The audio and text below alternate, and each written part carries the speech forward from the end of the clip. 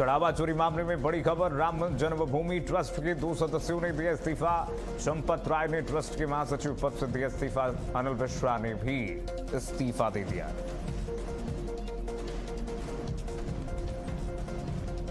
पश्चिम बंगाल में uniform civil code लाने की तैयारी, सीएम शुभेंदु अधिकारी ने कहा पूरी प्रक्रिया के तहत आएगा बिल। गुजरात, असम, उत्तराखंड की तर्ज पर बनेगी कमेटी, असेंबली में देंगे डिटेल।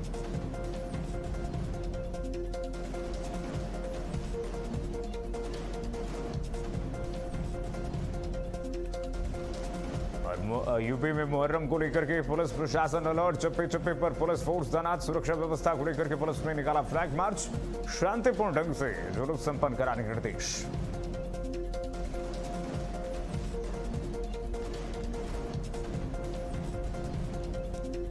नमस्कार, बहुत स्वागत है आपका। भारत अपडेट देख रहे हैं आप, मैं आपके साथ कीर्तिमान सिंह। अयोध्या के राम मंदिर में श्रद्धालुओं के चढ़ावे में कथित गड़बड़ी और करोड़ों रुपए के गबन होने के आरोपों ने देश की राजनीति और धार्मिक जगत में बड़ा तूफान खड़ा कर दिया है। अब इस पूरे मामले में सबसे बड़ा घटनाक्रम सामने आया है। जी हां, सबसे बड़ा घटनाक्रम आज जो हुआ है। श्री राम जन्मभूमि तीर्थ क्षेत्र ट्रस्ट के महासचिव रहे चंपत राय बंसल ने नैतिक आधार पर अपने पद से इस्तीफा दे दिया है। जी हां, सही सुन रहे हैं आप, चंपत राय ने इस्तीफा दे दिया है। नैतिकता के आधार पर, मोरालिटी के आधार पर उन्हें लगा होगा कि कुछ तो बुरा हुआ है मुझसे, इस्तीफा दे दिया उन्होंने। वहीं ट्रस्ट के सदस्य अनिल मिश्रा ने भी अपना इस्तीफा सौंप दिया है। ये दोनों लोग बहुत महत्वपूर्ण भूमिका निभा रहे थे। यह इस्तीफा ऐसे समय में आया है जब अयोध्या पुलिस ने राम मंदिर में श्रद्धालुओं के चढ़ावे, नकदी और कीमती सामान के कथित गबन के मामले में 8 नामजद और कुछ अज्ञात लोगों के खिलाफ एफआईआर दर्ज की है, जो छोटी मछलियां हैं। आरोप है कि करोड़ों रुपए और बहुमूल्य चढ़ावे के हिसाब किताब में गंभीर अनियमितताएं हुई हैं। करोड़ों रुपए, कई लोग 200 करोड़ कह रहे हैं। आज तो एक और बयान सामने आया कि 1000 करोड़ से अधिक का ये गबन है। आप सोचिए, इतना ही नहीं, जांच के दौरान लगभग 2 करोड़ रुपए और सोना बरामद होने के दावे ने इस पूरे विवाद को अब और गंभीर बना दिया है।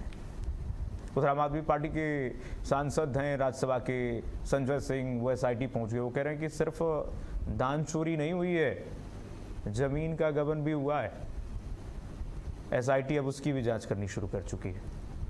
अब सवाल यह है कि क्या यह मामला केवल कुछ कर्मचारियों की कथित लापरवाही और भ्रष्टाचार का है, या फिर राम मंदिर जैसी आस्था के सबसे बड़े केंद्र की व्यवस्था में कोई बड़ी खामी सामने आई है, कोई लूप होल है, कोई बड़ा लूप होल है। क्या चंपत राय का इस्तीफा नैतिक जिम्मेदारी स्वीकार करने का कदम है, या फिर बढ़ते दबाव के बीच लिया गया यह फैसला है चंपत राय ने जो इस्तीफा दिया है? क्योंकि चंपत राय तो अभी तक चुप थे। उन्हें तो अगर नैतिकता के आधार पर उन्हें फैसला लेना था, उसी दिन, जिस दिन यह मामला उठा, उसी दिन वो इस्तीफा दे दिए होते।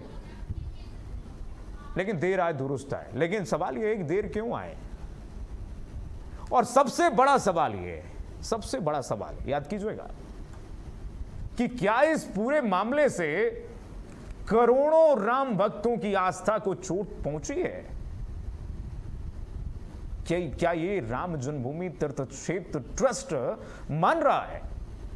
क्योंकि अभी भी कहना है तीर्थ क्षेत्र ट्रस्ट के लोगों का कि इस आरोप से कोई फर्क नहीं पड़ने वाला है। भक्त जितने आते थे, दान जितना मिलता था उतना ही मिल रहा है, भक्त उतने ही आ रहे हैं, ये कहा जा रहा है। लेकिन अभी एक रिपोर्ट भी आई है कि दिन प्रतिदिन लोग अब सतर्क हो गए हैं। वो सोच रहे हैं, लोग सोच रहे हैं कि कहीं हम पसीने की कमाई अपनी दें, जिस तरह से पसीने की कमाई लोगों ने दिया और डकार कोई और गया और पता भी नहीं है कि किसने डकार लिया। तो कहीं फिर हम दें और फिर ये स्थिति हो जाए, हमें रसीद भी नहीं मिले, हमने क्या दिया है उसकी जानकारी खुद जो दान करता है उसे ना हो, फिर क्या कैसी स्थिति होगी? ये बहुत बड़ा सवाल है। आइए इन्हीं मुद्दों पर चर्चा करते हैं। हमारे साथ 3 मेहमान जुड़ रहे हैं। मेहमानों से परिचय आपको करा दूं, जरा ये ग्राफिक्स में जो चल रहा है वो भी देखते जाइएगा। चंदा चोरी में किस किस धाराओं में केस दर्ज हुआ है, क्या क्या आरोप हैं और उसके प्रावधान क्या है, यानी कितनी कितनी सजा होगी, वो भी देखते रहिएगा। जरा ग्राफिक्स के जरिए हम लगातार आपको दिखा भी रहे हैं। आइए मेहमानों से परिचय कराऊं। हमारे साथ दिनेश सिंह गेट जी जुड़ रहे हैं, नेता बीजेपी दिनेश गेट जी का बहुत स्वागत सर। हमारे साथ जितेंद्र सिंह मल्ली जी जुड़ रहे हैं, प्रवक्ता समाजवादी पार्टी के जितेंद्र सिंह मल्ली जी का बहुत स्वागत। और हमारे साथ रोजाना एक तरफ पंकज पांडे जुड़ रहे हैं, राजनीतिक विश्लेषक पंकज पांडे जी का बहुत स्वागत मैं करूंगा। सबसे पहले मैं पंकज पांडे जी से कमेंट ले लूं। पंकज जी, अब देखिए ये कहा जा रहा है कि 2 लोगों ने इस्तीफा दे दिया जिन पर सबकी निगाहें थी, चंपत राय बंसल, उन्होंने भी इस्तीफा सौंप दिया। इस इस्तीफे को हम कैसे देखें सर पंकज पांडे जी, इस पूरे मामले में? और यह कहा जा रहा है कि 8 जो गिरफ्तार हुए हैं लोग, वो तो कड़ी से बहुत नीचे हैं, असली और बड़ी मछली अभी तो पहुंच से बहुत दूर है। इस पूरे मसले को अब हम कैसे देखें पंकज पांडे जी? सर अनम्यूट कीजिएगा सर। जी जी जी देखिए कीर्तिमान जी, लोभ, लालच और महत्वाकांक्षा, ये 3 चीजें व्यक्ति को किसी भी स्तर तक नीचे गिरा सकती है और कुछ भी करवा सकती है। और ये ऐसी चीजें हैं जिससे कोई भी व्यक्ति अछूता नहीं है, पहली बात। निश्चित। दूसरी बात, बहुत अच्छा होता, बहुत अच्छा एक संदेश जाता कि ये जो 2 इस्तीफे हुए हैं, ये एसआईटी की रिपोर्ट आने के बाद, भारी दबाव बनने के बाद देने के बजाय प्रारंभ में ही आ गए होते। वही मैंने बोला पहले ही बोला। क्योंकि नैतिकता की काल वही थी कि जिस समय ये मामला संज्ञान में आया था, पहले इस्तीफे हो जाते, नैतिकता वहां पर थी। अब आज आपने इस्तीफा दिया है जब आपके ऊपर विश्व हिंदू परिषद की ओर से एक जबरदस्त दबाव है, सरकार की ओर से एक जबरदस्त दबाव है, राम भक्तों की ओर से एक जबरदस्त दबाव है, और इन सारे दबावों पर कौन सा दबाव भारी पड़ा? वो भारी पड़ा विश्व हिंदू परिषद का दबाव। आपकी जानकारी में होगा कि कल अयोध्या में विश्व हिंदू परिषद की एक बहुत बड़ी बैठक हुई, जिसमें उनके बहुत बड़े पदाधिकारी सब शामिल रहे, और उसमें अभी अनिल मिश्रा जी, चंपत राय जी और गोपाल राव जी, ये लोग भी शामिल रहे।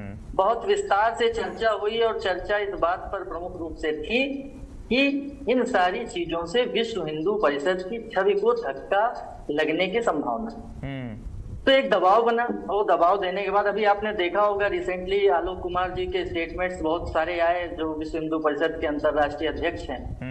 उन्होंने भी, यद्यपि उन्होंने सीधे तौर पर तो नहीं कहा कि आलोक कुमार का स्टेटमेंट ये है पंकज पांडे जी कि वो कह रहे हैं कि फास्ट ट्रैक में सजा हो, फास्ट ट्रैक में इसकी सुनवाई होनी चाहिए, और जो भी हो दोषियों को बख्शा नहीं जाना चाहिए। और चंपत राय का तो जुड़ाव रहा है विश्व हिंदू परिषद से, और विश्व हिंदू परिषद का ये स्टेटमेंट है।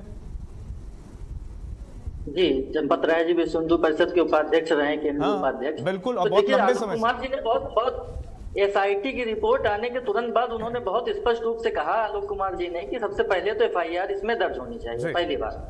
दूसरी बात, उन्होंने स्पष्ट सीधे तौर पर तो नहीं कहा कि चंपत राय जी इस्तीफा दे दें या अनिल मिश्रा जी इस्तीफा दे दें या अन्य कोई इस्तीफा दे दें, लेकिन उन्होंने उनके विवेक पर छोड़ दिया। और ये बहुत बड़ी चीज होती है कि इस्तीफे देने की बात पर अगर आपके जो बड़े पदाधिकारी हैं, जिनके नीचे आप हैं, और वो कह देते हैं कि मैं आपके विवेक पर छोड़ रहा हूँ, और वो एक ऐसे संगठन से आ रहे हैं जहाँ नैतिकता बहुत महत्वपूर्ण होती है, और वो कहते हैं कि इस्तीफा देने के बाद मैं आपके विवेक पर छोड़ देता हूं, तो बहुत बड़ी बात हो जाती है। तो निश्चित रूप से बहुत जबरदस्त दबाव था, विशेष रूप से विश्व हिंदू परिषद की ओर से।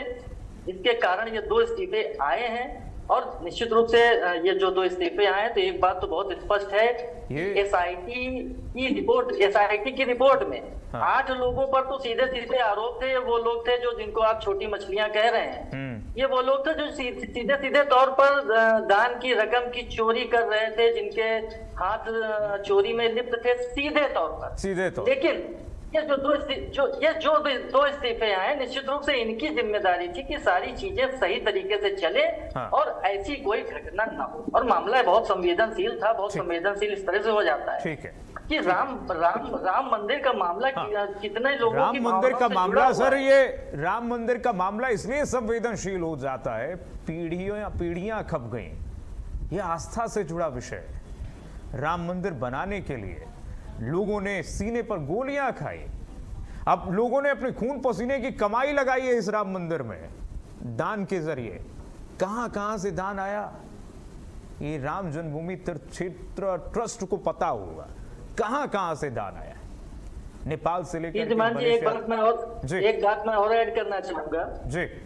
मुझे 1989 का वो दिन भी याद है जी, जब राम मंदिर आंदोलन के चलते गोलियां चलवाई गई थी। वहां पर कितने कार सेवक मरे थे, किस किस तरीके से सारी चीजें निकल कर सामने आई थी कि ट्रकों में भरकर लाशें ले जाकर सरयू नदी में फेंकी गई। और किस तरह से पूरे देश में एक जबरदस्त दुख का माहौल था। और मुझे वो भी दिन याद है जिस दिन रामलला की स्थापना हो रही थी, मंदिर का उद्घाटन हो रहा था।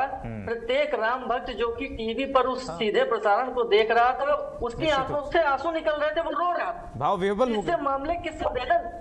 इससे मामले की संवेदनशीलता का पता चलता है। और इस तरह के मामले में इस तरह की लापरवाही होना तो निश्चित रूप से बहुत दुखद है। मैं एक ही शब्द कहूंगा सर, मैं एक ही शब्द कहूंगा, राम मंदिर और रामलला और राम आस्था से बढ़कर हैं भारत के लिए। आस्था से भी बढ़कर अगर कोई अभिव्यक्ति होती है, इमोशन होता है, वो राम है, भगवान राम है। अब मैं राजनीतिक मेहमानों का रुख करूं। दिनेश गेट जी, एक बात बोली है अभी पंकज पांडे जी ने, सरकार का दबाव था। क्या आपको लगता है कि सरकार का दबाव था? और अगर सरकार का दबाव था तो इन दोनों लोगों का इस्तीफा तो बहुत पहले हो जाना चाहिए जिस दिन ये मामला उजागर हुआ।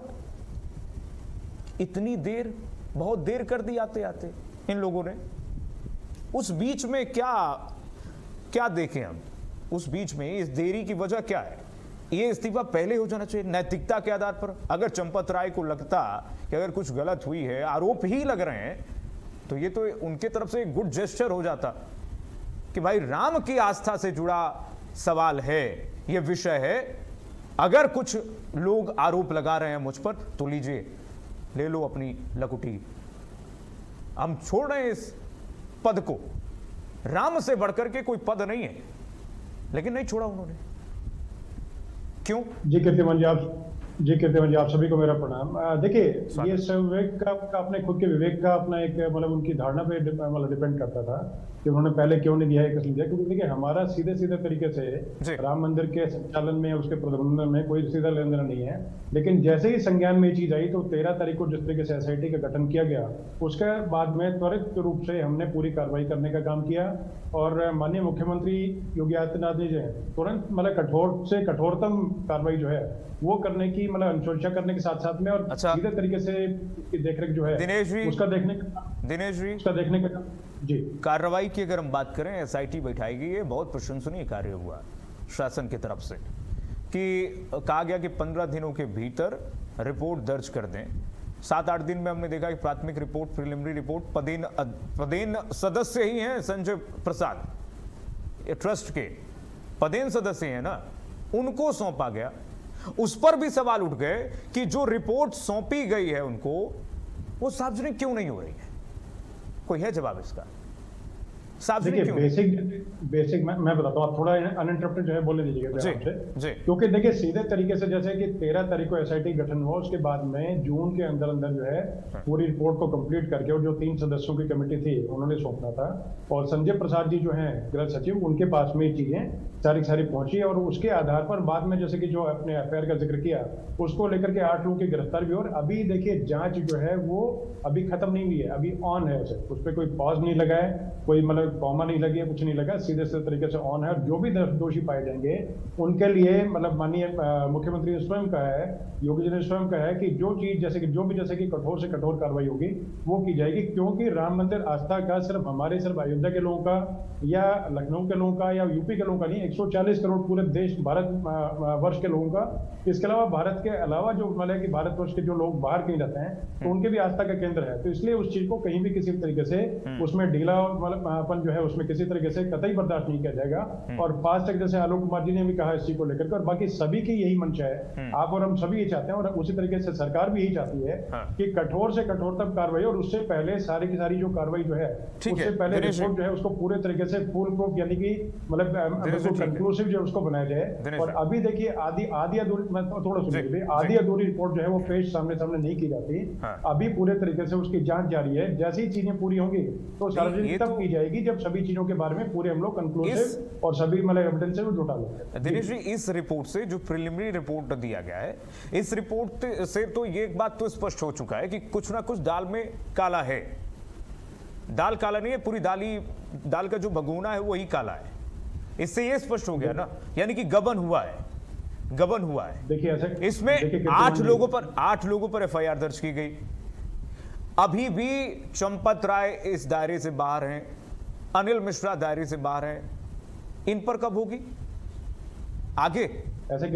देखिए कीर्तिमान जी, उसी चीज का जैसे कि मैंने अपना पहले वक्तव्य दिया, उसी को लेकर के आगे मैं थोड़ा सा और उसको बढ़ाता हूं उसमें कि सीधे तरीके से देखिए जो चीज जैसे कि पूरी कंक्लूसिव नहीं रहती तब तक चीजें सार्वजनिक नहीं की जाती।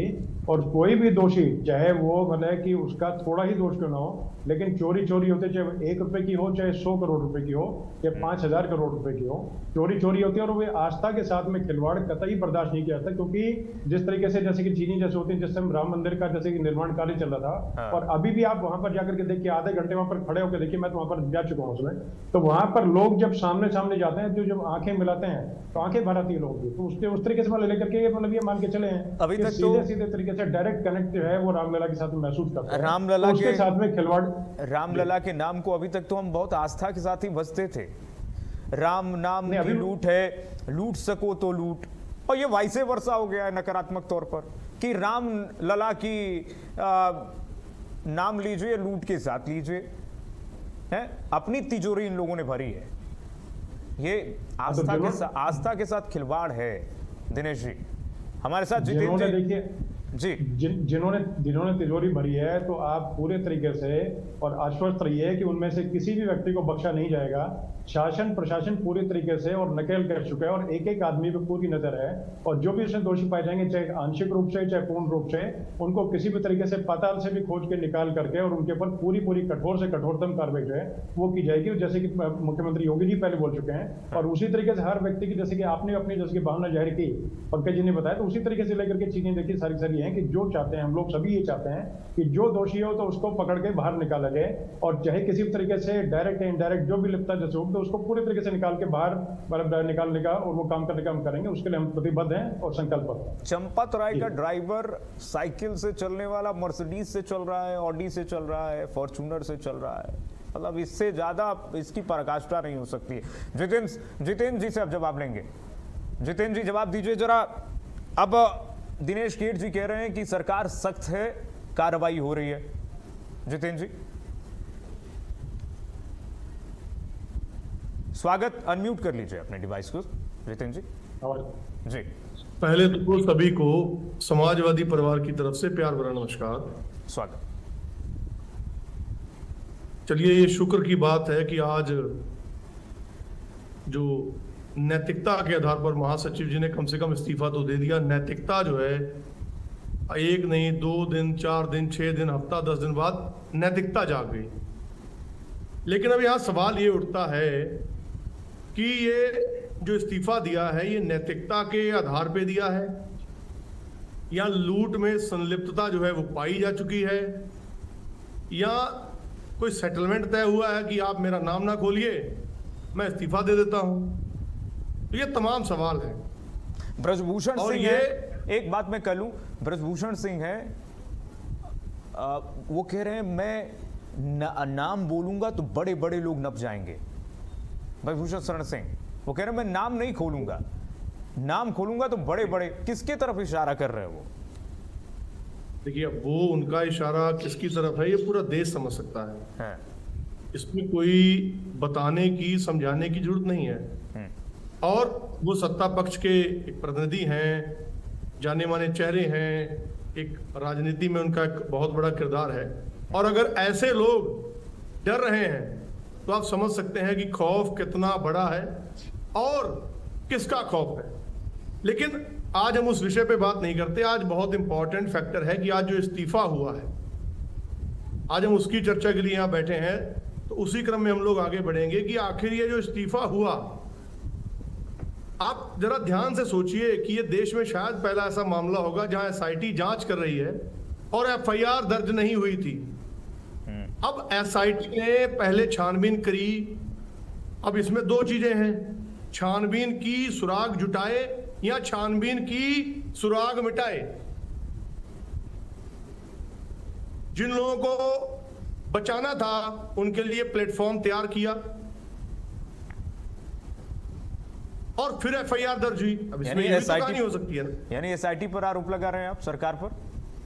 नहीं, तो ये एसआईटी की टीम किसने चुनी है? जिन लोगों ने ट्रस्ट की टीम चुनी थी उन्हीं ने तो एसआईटी की टीम चुनी है। इसमें कोई भी शंकराचार्य, कोई भी पीठाधिकारी, कोई भी रिटायर्ड जज, कोई ऐसा व्यक्तित्व है जो उसमें आईएएस आईपीएस अधिकारी तो है? नहीं है, वो तो वही है ना जिन पे खुद जांच चल रही है। कुंभ के एक पे कुंभ के मेले की चल रही है, तो ये तो सब जानते हैं। खैर उनको छोड़िए। दूसरी बात देखिए, आप भी आस्थावादी लोग होंगे, आस्तिक होंगे, ईश्वर में विश्वास रखने वाले लोग होंगे।